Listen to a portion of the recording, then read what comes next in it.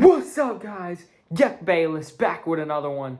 And today, we're going to be talking about how my Pittsburgh Panthers, yes, I have two teams. Before you start saying you're a Pitt Panthers fan, he's got a Michigan shirt on. I got two teams. But the team that has the bigger game this week, my Pitt Panthers, I'm going to break down why I believe they're going to beat Notre Dame. So, why do I believe Pitt's going to beat Notre Dame? A few things, right? This is a college game day game. The last time a college game day game was Pitt, West Virginia, back in 2022, and Pitt won that game. That was a game that people were saying is going to be a 50-50 game, and I feel like this one's kind of, I guess, 65-35. People think Notre Dame, probably because our fucking coach said, I don't care if we lose by 100. Fuck you, Narduzzi. You don't fucking say that shit, you idiot. Now the committee's going to be like, if we lose by 100, maybe Pitt actually wasn't trying. We're not going to put them in the playoffs, even if they win their next two games. So fuck you, Narduzzi. But anyways, here's why I believe Pitt can win this game. First of all, it's got to do quarterback play. C.J. Carr is a decent quarterback. He can get the ball to his receivers. Okay, fine. He can get the ball to his receivers. That's cool.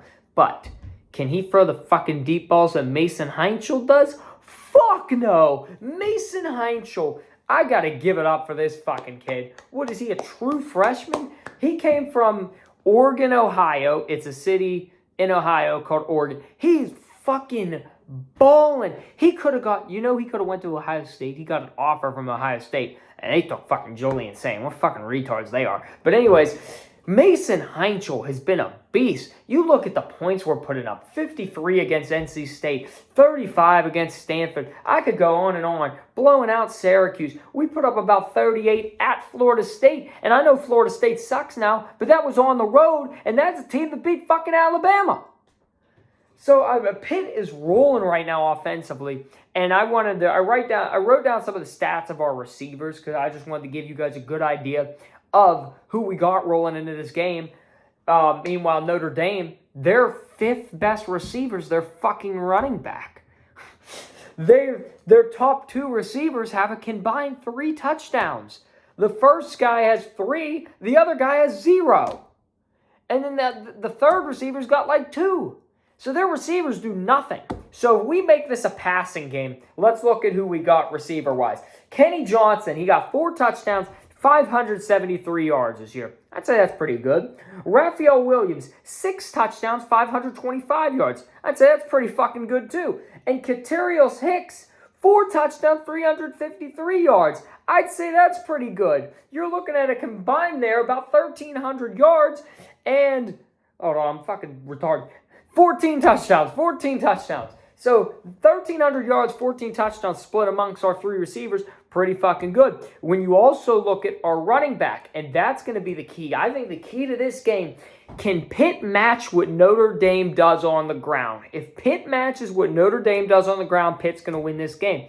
Pitt's got a tandem of their own. Everyone likes to talk about Jeremiah Love and Jadarian Price, and yes, rightfully so. They combined have what? Like 22 touchdowns on the ground. I think Love has 13 and Price has 9. So yeah, 22 touchdowns on the ground. Good for them. And they're racking up yards, obviously. They're Notre Dame's whole team, though. They don't ever rely on their receivers. I just told you, their best receiver got 3 touchdowns. Our worst receivers got 4. Our worst receivers got about 300 yards. So, in the big play factor, Mason Heinschel's hit so many big plays since he's been our QB. But let's get to that running back. I can't pronounce his name. I wrote it down because otherwise I wouldn't have been able to remember his first name. But Turner. Turner is a beast. He took over. Des Reed got hurt during the Louisville game, or before the Louisville game actually. He was hurt for the Louisville game, and he's been kind of working his way back since then. Well, Turner's taking the offense over on the ground game, and he's fucking balling. He looks like a clone of Des Reed. He's a fucking beast. So you have him, and then you have Des Reed, who's healthy for this Notre Dame game. I just read, it said he's going to be healthy for this game. If Pitt can match what Notre Dame does rushing, like say Notre Dame has 185 yards rushing, Pitt has 150. Pitt just can't have 80. If Notre Dame has 230, Pitt has to have at least 180. Does that make sense?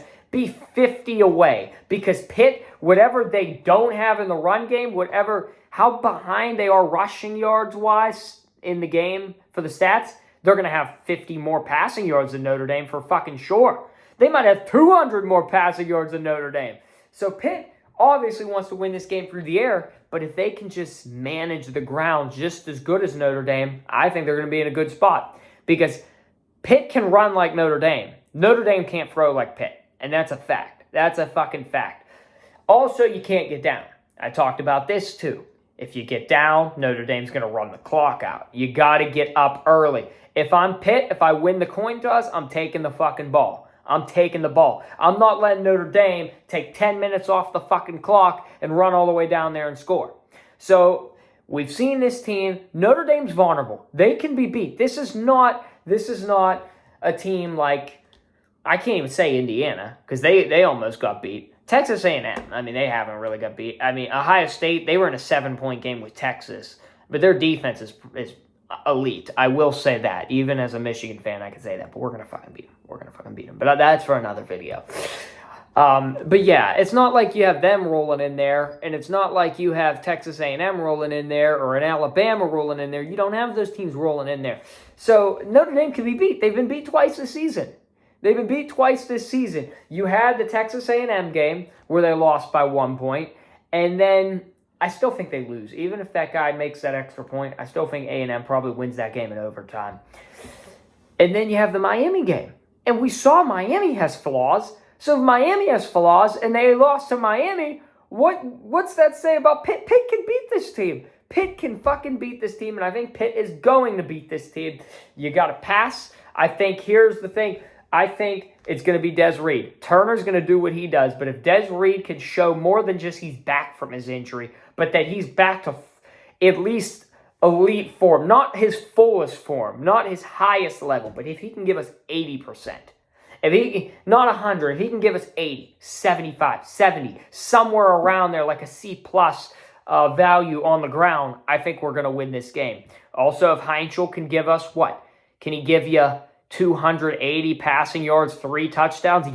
Yes, he can. Notre Dame's defense is not this good this year. You saw they gave up 41 to A&M. They gave up 24 to USC. This is not a Notre Dame vaunted defense like it was last year. Last year, the defense was pretty fucking good. I'm going to call it right now. Pitt, 38-34. Pitt's going to win. That's my optimistic view. I think it's going to be a high-scoring game like the A&M Notre Dame game was, and Pitt's going to get it done. 38-34. If that happens, Pitt's looking well on their way to a college football playoff berth. You just got to win 3 more games after that, and one of them might be a 4-loss Duke team in the ACC championship. But that's going to do it for today. I just wanted to bring that up. I think the key factors, Des Reed, play 70%, air it out, and can you hold Notre Dame to at least not giving up 300 yards rushing? Carr ain't going to do. Carr's not going to beat us. If any quarterback's going to beat someone, it's going to be Heinzel. That's going to do it, though, for today. Narduzzi, quit making those stupid fucking quotes. I'm Yek Bayless. I'm going to skip on out of here.